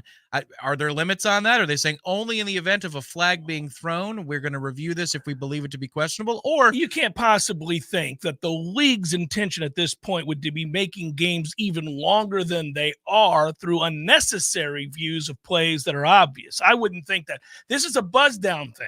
Yeah. Yeah, I'm just saying, intent or not, they can't help themselves. And I here agree. comes the son of Hockley taking 5 minutes to take a look at a roughing the passer in Buffalo in Week 16 because Mahomes went down funny. Yeah, this is called an assistance. And so what they're looking at, they're going to have people. This is what you and I have been advocating for. You have assistance officials, meaning that we're up in a booth or, the two people akin to us.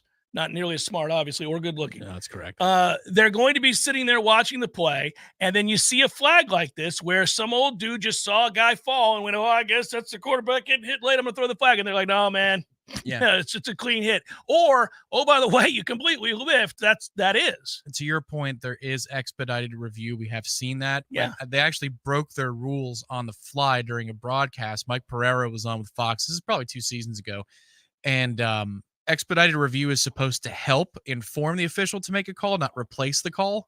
Right. But it did replace the call. And Pereira on the air goes, I don't know that they can do that, but it's the correct enforcement. But expedited review is not supposed to be able to replace the call.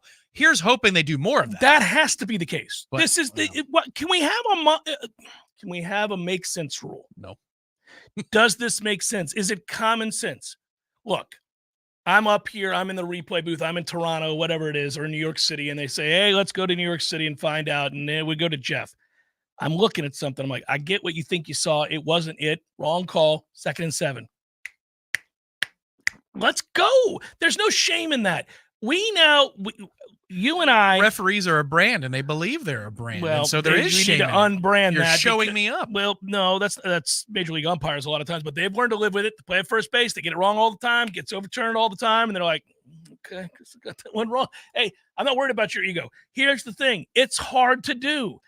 When we went to the officials meetings all those years ago in Charlotte and we got to see an on-the-ground camera view of what they're looking at, if they're behind the play, if they're the side judge, if they're back judge, we realized, oh, man, these kids are really good at hiding all of the rules that they're breaking. And so we understood how you could miss the call, especially because it happens so fast and there's so many bodies moving. There's no shame in that. If you have an eye in the sky buzzing down to say, look, Jerry, I know what it looked like. He wasn't engaged. We're not calling that.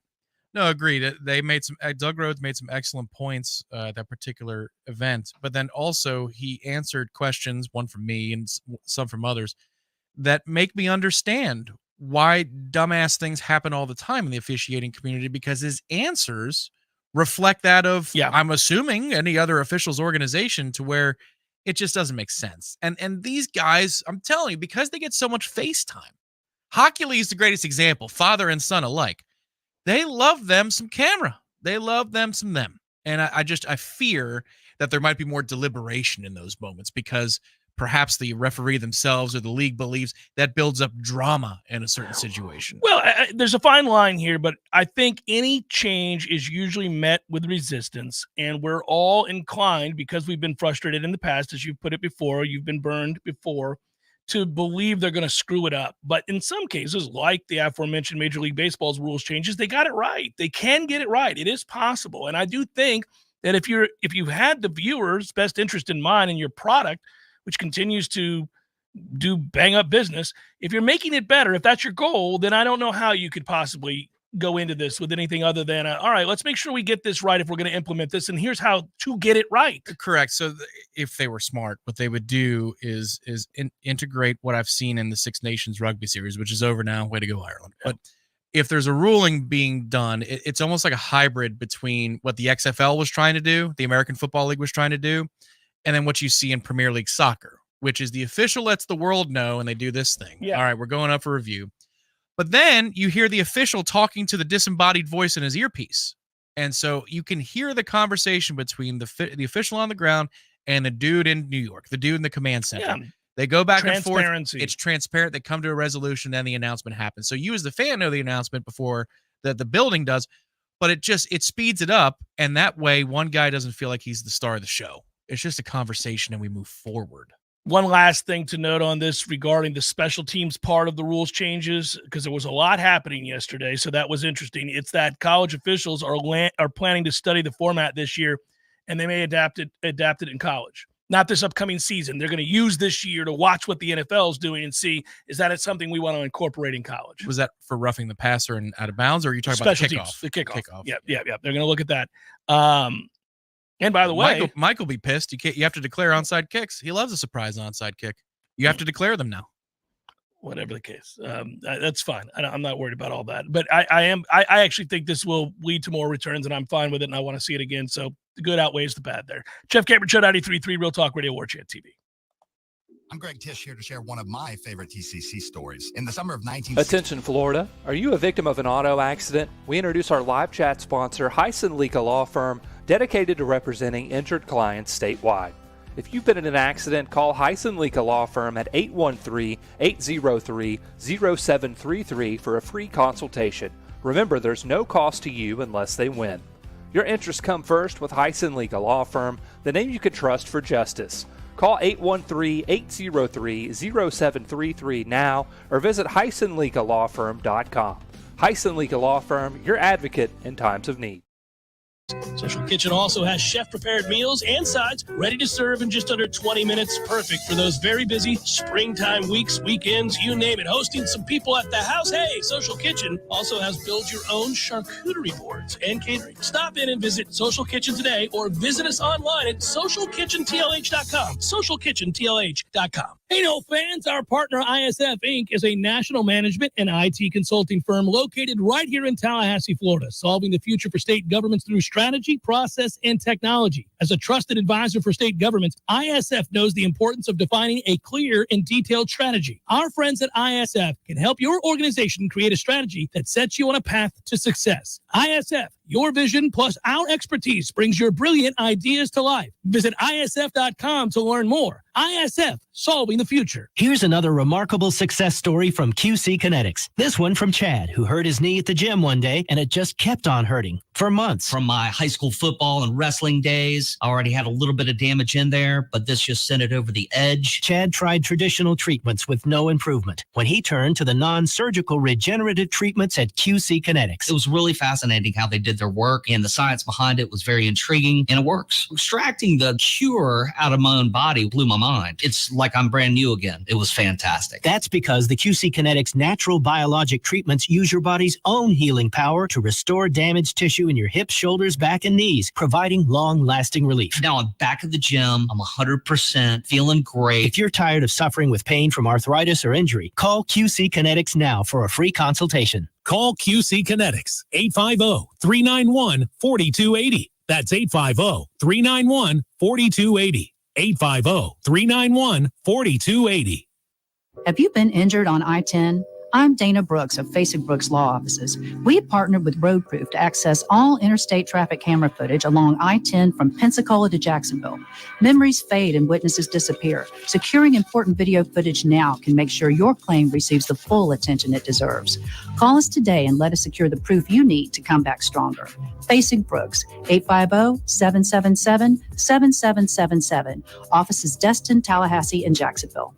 Hey folks, it's me, Mac and More, spokesperson for Tallahassee's favorite Apple and Mac product store, Mac and More. We all know what Mac is all about. It's your MacBooks, iMacs, Apple Watch, iPhones, iPads, we've all got them. But what's really cool is the and more. And there's a lot more at Mac and More. They can help set up your new gear, migrate and back up your data, teach you new tricks and how to use everything better. And if something costs too much to fix, they'll tell you the truth.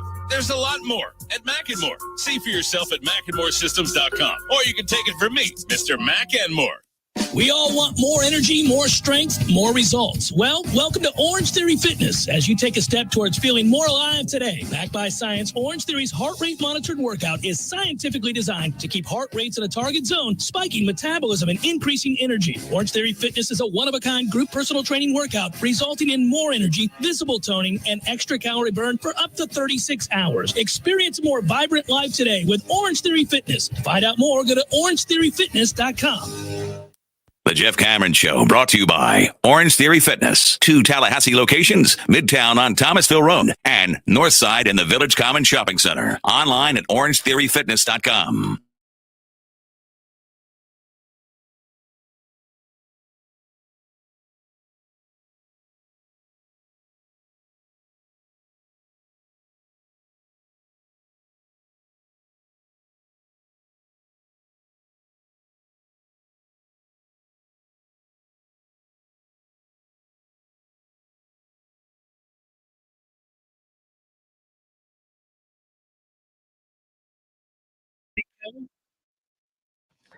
Maybe Tough Love Cameron made an appearance today. I don't know.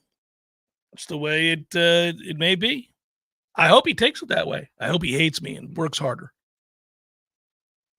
Sound like a coach. I guess that's what Tough Love Cameron's all about. He made a couple of plays yesterday. I don't want this to turn into one of those. You've had players over the years. It's not yet. It's too early.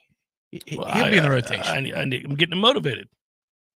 I'm getting him motivated here. There's a way we do things around these parts. Yeah, right. Well, hey, this is if I do my part and he's better than we think, then I'll certainly give him his just due and give him praise. And if not, then people will say, well, Cameron had the observation right. Surely somebody knows Billy Strode that's listening to this program in one of its many multimedia forms. If you could just get Billy to record a thank you message for Tough Love Cameron and email it to us, like that would be appreciated, because then we could run anytime you talk about that, like the seal of approval as one of the first to receive Tough Love Cameron's coaching. Understand, kids, just toughen up and realize what it's doing for you. Yeah, and there are some that I tell them well in advance. This is it. I've got to start calling you out because I'm tired of these performances. This is not going to get it done. Listen, every member of that bullpen was a candidate after this past weekend for some real tough love moving forward. Now, we were going to give them a second and third, fourth chance. We need to see, are there consistent woes, or is this just a one-off in a terrible environment in a children's ballpark that's 380 to straightaway center with the wind blowing out, it played like 200? Then, okay. All right. Everybody has a tough day at the office. Just happens to be that every one of you had it back-to-back games. But, all right, look at them last night, laying it on the table. Get you some Florida. Guys looked good. Guys were tough. There were a couple of tense moments. Not too many. Florida amassed all of 3 hits. But there were moments where you had a leadoff walk to an inning. You were able to promptly get a strikeout followed by a double play. Yeah, Abraham's final line when Oxford comes in and he strikes out 2 batters, the 2 that he faces. Huge. That was the moment where you're saying, all right, is this going to spiral? And it wouldn't have been on Abraham because at that point, he'd given you 3 1/3 already. Right. And he was entering another inning of work after retiring 9 of 10 guys that he had faced. So you're wondering, are they pushing him at 40 some odd pitches, maybe a little bit too long here? Like if they'd given up a 3 spot or a 4 spot in that inning, I don't know that I would look at Abraham. I would just say you're in out of gas. And he also got hosed on the 0-2 call when it was 2 outs, nobody on. But still, like that would have been a good answer. But Oxford's got to come in and go get those 2 outs. And he did via strikeout. Well, let's not forget Joe Charles. You mentioned John Abraham, and now you're mentioning Oxford. And, I thought it was interesting. Listen, Micah Posey, I think it was the quote that I read last night from Abraham, who said that, they met with Coach Posey, as one would after the tough couple of days there. And he expressed the, frustration and said, look, go at him. I mean, I think everybody who watches that says, I'll live with the results if you're putting the ball in the zone. You may pitch competitively, obviously, set people up, all of those things, obviously, but you can't just walk the world. You're asking to get beat there, and you're guaranteeing that hits become that much more consequential. Singles with nobody on and nobody out, you'll live with it. It's baseball. Guys are going to get hits. Can't walk people over and over again. There's a guy pitching for the Mets now, and this is about the Rays. It's not even about the Mets. And the Rays are considered to be at the forefront, right? Kevin Cash's team, but that general manager's office, that scouting office. Better than most. They know how to crank out 85, 90 wins with nothing. Every year. And Jake Diekman was a relief pitcher for them. He's now with New York. And if you look at his splits last year, because he became a free agent, there was pre-Rays and then when he went to the Rays. And much like a ton of players, when they get to St. Pete, it's just they take off. Magic potion. And so he was talking at length. It's very interesting. Like, what worked? What did the Rays do? He said, they might have changed a little bit with the mechanics and the release point. But basically what they told me is just throw middle. Your stuff moves. Stop trying to pick up corners and paint the black.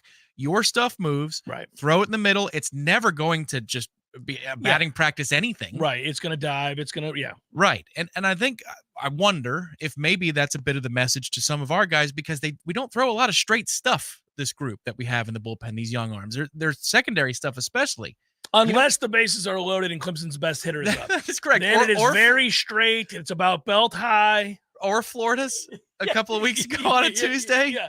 Very straight. I mean, belt high. Yeah. But I just find it fascinating that the most advanced organization in Major League Baseball when it comes to scouting say something akin to what you say, what Rocky was told in Rocky IV. Hit the one in the middle. Just throw it down the middle. Well, I think this is especially true when you have big leads. I mean, that's the thing. I mean, if you're up by 4, 5, 6, 7 runs in the latter innings, the only way you get yourself in trouble, errors and walks or hit batsmen. But that you can't. You've got to make people put the ball in play. Baseball is so cruel. The failure rate is so high for hitters, even hitters that guess right and square it up. It's a game of infinite frustration. You can do everything right in an AB, and there's a real good chance you're not going to end up with a hit. The sport is that hard. And so what you can't have happen is 5 consecutive walks. You can't give up 6 runs on 1 hit, as they did in one of the games against Clemson this past week. And 6 runs on 1 hit is a travesty. So, you start building these leads. You can't be nitpicky here. You got to get the ball over the plate. And now listen, if it starts to get to be a case where they're on you, and these are different decisions, but man, they never had a chance against Clemson to decide whether or not he was tipping his pitches or people were just on his stuff or they were just walking people one after the other. It just gets fun. Louisville comes to town this weekend. I'm excited about that. It starts tomorrow. It's a Thursday through Saturday series, so it starts tomorrow night at 6:00. But just to see, I get Florida's pitching during the week is especially ass. Like they can't get anybody out on a Tuesday or Wednesday. So I don't know that that's anything to write home about other than recruiting rankings. They gave 14 runs last night. Florida's pitching did 14. Which, I'm glad we do things like that because I think Stetson dropped 6 on them in a midweek game. Like it's not 14. Right. Well, as we should, because we're that much better. We're that kind of Jacksonville offense. scores a bunch of runs on them. This is what they do in the midweeks. So I don't know that that's a great barometer of how good we are in the lineup. Florida's not good at pitching, especially in the midweek. They are on the weekend. They're not bad on the weekend. Right. Don't have a lot of dudes on a Tuesday. Oh, to be sure, a series at the end of the year would be different. And this is why I get so angry. I wish this was a series. Yeah. I wish we were playing 6 against them, or 2-2, or 3 straight up. I wish that's the way it were. I believe it's time. You catch Link midweek interview. I mean, we've had, it's been a little while. Might be time for another chat with old Link Jarrett. Yeah. Just say, how did that start? I know you weren't here for that, Coach, but how did that all start where Florida doesn't play us on the weekends? Florida opted out of that. You want him to say it. Yeah. Maybe we can get some momentum going. Yeah, right. Well, no. No, you want him to answer. You want it in print so that we can put some pressure so we can get this thing where it belongs. But just to watch where this lineup is going, they mash against everyone. We've hit a home run in 20 of the 23 games. Notre Dame gave us the biggest test so far. They were able to hold down our offense in a way that nobody else has. Literally nobody else has. It's fun. You just, one of the things that happens when you watch the lineup and the lengthening of the lineup, you realize 6, 7, 8, 9, when you're sitting there looking at those guys, you're thinking, man, this wasn't possible a year ago. We really had a lot of automatic outs in the lineup a year ago. There are none in the current lineup. There are no automatic outs. That is really rare. Some of the elite teams in college baseball have what you refer to as automatic outs. He's the kind of guy that when there's 2 outs, you see your teammates grabbing their gloves. Yeah. That's a toughie, right? Like that. There's a kid in every lineup where when you played Little League, there's 2 outs, you're like, I grab my glove. Jackie's not going to get a hit. I'm sure if the lineup cleared Ferrer by a spot or 2 last year, Tibbs by a spot or 2 last year, you were done. He just leaves his sunglasses on and his hat on, and he leaves his glove in his hand as he's in the dugout. I'll be back out there in 6 minutes. Yeah. So I'm just going to sit here with my glove in my hand. Well, you, sir, have been back in town for, a good bit here, and I hope you're not going to inform me that you have failed to purchase Zaxby's delicious either sandwich or platter. I don't know which, but there are 77 locations for you to remedy that problem if that's the case. You've been busy. We were both at practice yesterday. We left together from the studio, and we both thought we should stop at Zaxby's, but time was of the essence because we were doing a lot of work here for other stuff off the air, and we didn't get a chance to swing by. I don't know what your evening looked like, but if it didn't feature Zaxby's, you're missing out. It did not feature Zaxby's last night, but I have rectified the issue. Okay. But it doesn't mean that I just have to have Zaxby's once. I feel like if I'm going to do it, today's the day. We've got a special event tomorrow. We're going to be having food that's very not good for me, but the food that's delightful. And they've got options from the healthiest to the most delectable and everything between at Zaxby's. I had a sandwich with their barbecue sauce, which has a little bit of heat, a little subtle heat to it, the Texas toast. And, of course, their beautifully cut crinkle fries, which are underrated because of the seasoning that they put on their fries. Very, very good. And generally speaking, I like crinkle fries. I do too. They're tasty. Everybody talks about the waffle fries or the spiral fries. Crinkle fries are underrated. If you make the crinkle fry properly. You got to make them properly. Because a lot of times a lot of pressure. Zaxby's gets it right.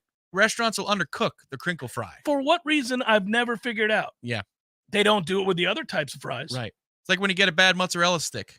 It's nonsense. This is just in the refrigerator. Can you leave that in there a little bit longer?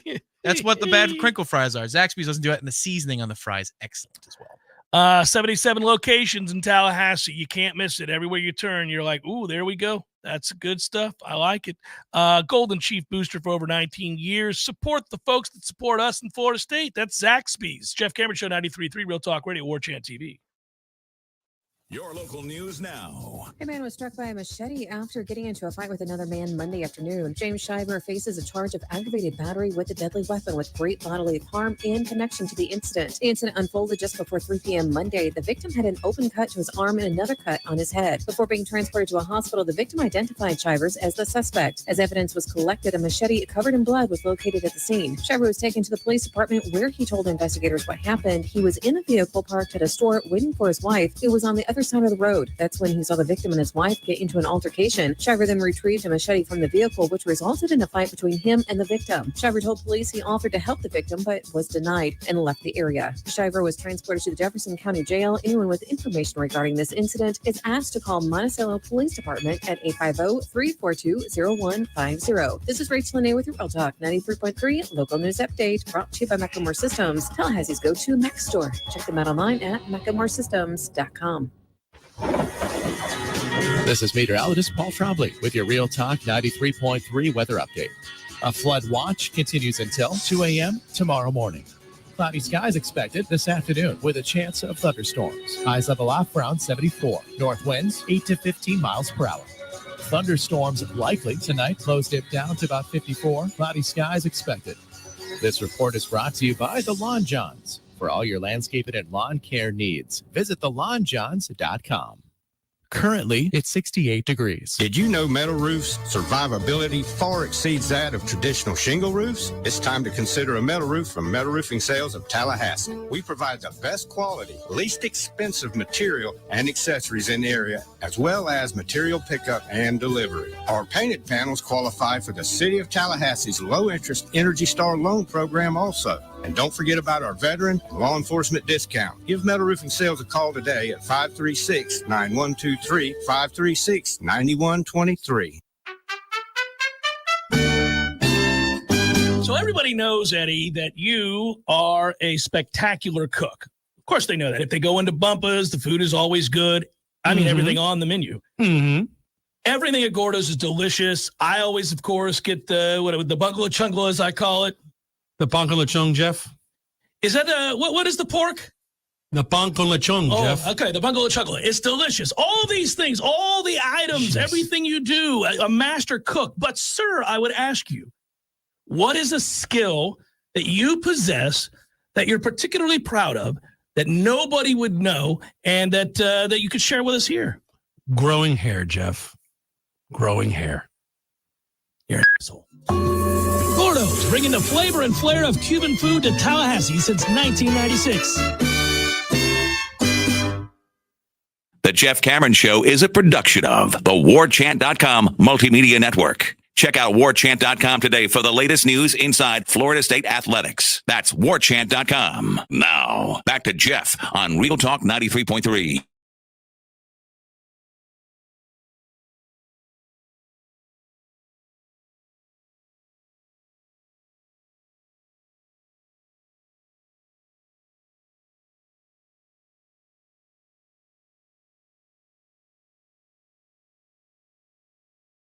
That's code for I just didn't and forgot. But how could we? How could we forget? I have got to tell you, this is true. You know, as I've gotten old, I always loved baseball. But as I've gotten older, I love baseball more. And the start of baseball season, to me, I'm giddy. I'm like a kid. Now, I know there's a large contingent of this audience that does not feel that way, but I do. I love the consistency, the day-to-day knowing that when I get home, there's a baseball game on. I can watch a baseball game. Into the evening, I can go to bed to baseball. I've got any time to fill at any point, most of the time during the week or even weekends, it could be filled by baseball. It's back. It starts tomorrow. Opening day. We'll be at the Corner Pocket Bar and Grill. We look very much forward to being there. If you're going to swing by and join us, it's 3 o'clock. Just watching baseball. It's really...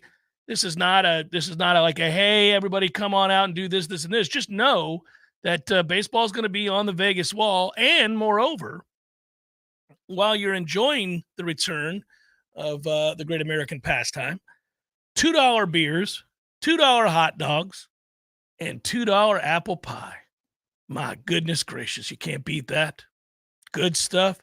$2 hot dogs. You said it, Tom. Really terrible for you, but on this particular day, I indulge. Yep. Get after those dogs. Yeah, that's correct. Usually I add onions on opening day. Yeah. A little mustard. Yeah, a little mustard. If I'm feeling froggy, I might add another topping or two. Yes. They're always delicious at Corner Pocket. Something about them. It's weird. I don't know why. I want to ask Bill what he does. It's crazy. It's always really, really good. And tomorrow, again, we're convening in the mid-afternoon, I'd say. There's one game on at 1 o'clock. It's Brewers at Mets. That might get washed out, sadly. Oh, your game's going to get washed out on day one. There's a high likelihood. The weather report tomorrow in Queens is not great. But there are games in earnest beginning at 3 and 4 o'clock, and then it goes on for the day. So we will be there enjoying the time. And you're right. One of my favorite things in the world, actually, when I used to visit up now where I live, was you get a first pitch on a Friday night. And up there, the sun doesn't go down until 8:30, 9 o'clock. But you see that evening haze in the sky. Mm-hmm. Dude, that's just something about that breeze. Early season baseball games, you get that. Well, in my house, you've been in my house for opening day before. I have. If it's not overly hot, I open up the doors to the decks on either side of the house, and then I have the front door open with the screen. And we got that crosswind coming in there and multiple televisions, and you're just chilling. That touch of cool air still remains, and you're watching the start of a great baseball season. Now, when you can't do that, the next best option, no doubt, is being over at the Corner Pocket Bar and Grill, partaking in those hot dogs and watching on the Vegas Wall, which is what we'll be doing. No, especially all summer long because it's just too damn hot. Like, that's the difference between the North and the South with baseball. Is like in the summers, you can't wait to get outside. For here, in the spring and in the fall is when it's time to watch with the windows open. But no matter, it's coming, and we've already had our last weekend without Major League Baseball of the year until we get into late October. It just gets absurd. Like, I catch myself, I tell this is true story. The baseball season is a reminder of the stuff I've got to do at Orange Theory Fitness. And seriously, that's a great segue on my part as a professional broadcaster. But what I'm saying is that I know I got to get up and do like the Tread 50, because I'm going to sit on my ass after work and watch baseball. Like, I have to get up and do that in the morning if I want it, or the lift 50, whatever it might be, the strength 50. I'm going to do it that morning, because that afternoon and late evening is baseball for maybe 6 to 7 hours. Just the flippity doos all over. Like, let's say the Pirates finish and there's still 2 more games on. Buddy, I'm in. Boom, boom, boom, boom, boom, boom. I'm watching. I have the package. That's good to know. It's easily my favorite thing. It hasn't happened yet, but again, when seeing family up there vacationing is, in the evenings up north, the temperature is very reasonable. It's probably in the spring, yes, and the summer. I'm talking in the summer. It could be 78 with a breeze, and so with the marine effect, it feels like it's 71, 72 degrees. Like basically what it feels like now in Tallahassee, the beautiful time in the spring. And as you're walking by the houses, because it's such a passion up there, a lot of people have their windows open. You can hear the games. Right. You're hearing the echoing of the games. It could be Michael K, or it could be the Mets broadcast. Yeah, that would ruin my evening, hearing Michael K consistently. Here's the 2-2. Yeah. But hey, people are watching the game, and you're listening as you walk by each house, and you're getting what's happening. You're getting a picture almost without having to crank on the radio or your phone. The sounds of the game, it marks the time. And you have these wonderful moments in the evening that you're talking about. I was about to cough, but I fought it back. That was a great wheeze noise, too. That was a toughie. But I smile just sitting there. That's like white noise for some people who need like a fan to go to sleep. Baseball, when it's not my team playing, and I've already taken in the game that I wanted to watch, that I was zeroed in on, or the game of the week. Let's say the Pirates aren't playing. It's a great pitching matchup, and I'll lock it in. The West Coast, for years, it was my favorite because of Vin Scully. I hate the Dodgers. I don't care anything about the Dodgers. Every time the Dodgers played, I rooted for whoever was playing the Dodgers. But I would listen to Vin because he was perfect. And there would be moments that I'd catch myself having fallen asleep and then woken back up in like the 6th inning because I forgot to set the TV timer. And then I'm laying there and he's telling a story about some kid growing up in Wyoming who's now a major leaguer. I'm like, I got to hear the rest of the story before I turn this off. All right, Vin, you got me. You got me. There's this thing you'll have to do. I know you're coming up in the summer. I know Director is as well. to go catch a matinee game. It could be a weekday, weekend, but you're there. I live in a place that has a lot of beach there's a lot of beaches, and so you have people coming from the city. They pass by, they come through the pub to go get their frozen drinks and take it out to the beach, that kind of a thing. But our favorite thing to do, my wife and I, is to sit there, watch the games. The games are always cranked up, volume's good TVs. And then outside on the city block, it's a weird thing, city then beach. There are these buses that are double length buses. And if somebody's double parked in the street, the bus can't go. So all of traffic gets blocked. It's like something out of Grand Theft Auto when you're blocking traffic.